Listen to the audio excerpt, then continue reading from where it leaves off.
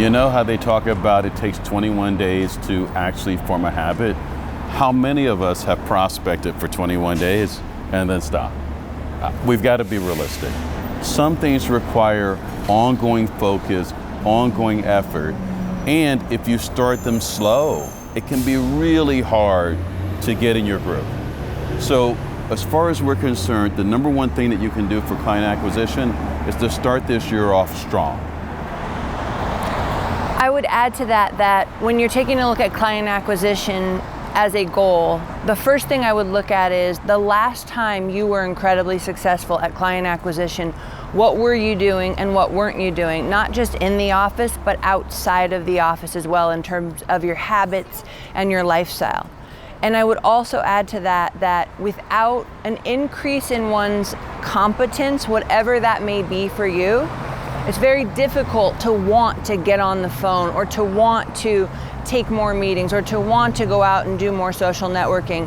So the areas where you see that you're not getting after it, I would encourage you to seek out additional competence for yourself and find a way to hold yourselves accountable to a specific level of activity that you will not allow yourself to fail at. You know, I think a lot of us can think back and ask ourselves, what would have happened last year if I had begun that year aggressively focused on prospecting and maintained a client acquisition focus consistently throughout the course of the year? Well, can't do anything about the past, but we can certainly do something about the present and your future. What would it look like if a person were to suddenly come out of the gate strong and actually maintain that all year long? I'd be very interested in seeing what your financial picture would look like if you took that seriously. The other thing that I would add is the clients that I coach that are most successful at client acquisition, it's not an option for them to prospect. There's something either in their life, like a child with special needs or some kind of a large obligation, that they absolutely cannot fail at. So if for you, you need to create that necessity, then that's what needs to happen. But when client acquisition becomes optional, that's when people typically fail. You know, we're all aware of the fact that people make these massive commitments about getting in shape. You know, January, you can barely find a cardio machine. The gym is packed, right? Come February, don't worry. Not so much of a problem. I would bet you client acquisition, exactly the same. Mm-hmm. People come out with a good intention. Mm-hmm. They're thinking, I'm gonna make it happen this year. And I bet you by February, most people have already begun to go into some form of a decline. Mm-hmm. And I would also add that it's important that you provide the right conditions for yourself and your team. In other words, an agreement around interruptions or a meeting every morning that doesn't only get everybody hyped, but also that produces a certain level of accountability for everybody that's going to get after it at the same time. In other words, the conditions that you create are the prerequisite to the level of success that you will either have or not have. It's not always about your self-discipline or your will. In some cases, you're not creating an environment where you would flourish in terms of client acquisition.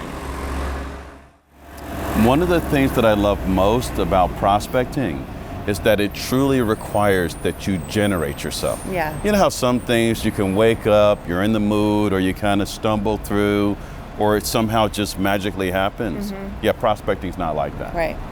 Literally, prospecting is one of those subjects that actually requires that you really be there, that you really make an effort. And as we know, wherever we see effort is where we also see the greatest reward. Mm-hmm.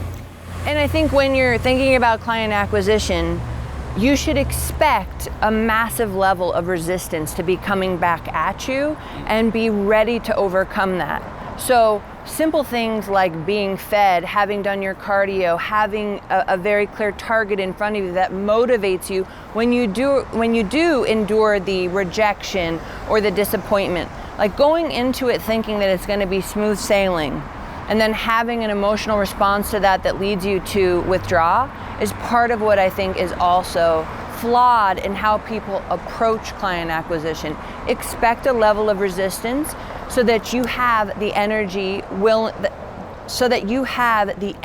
required to overcome whatever is in front of you and be maniacal about hitting your target.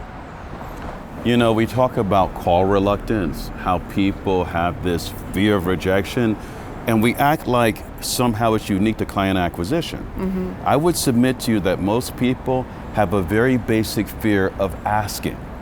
It doesn't matter what they're asking for. The mere fact of asking has us feel vulnerable, right? Mm-hmm. And ultimately what we want to do is avoid that feeling of vulnerability, so we avoid prospecting. Mm-hmm. But we're avoiding lots of things. Where else in your life would you actually admit that you're not asking for what you want? I doubt it's only when it comes to business.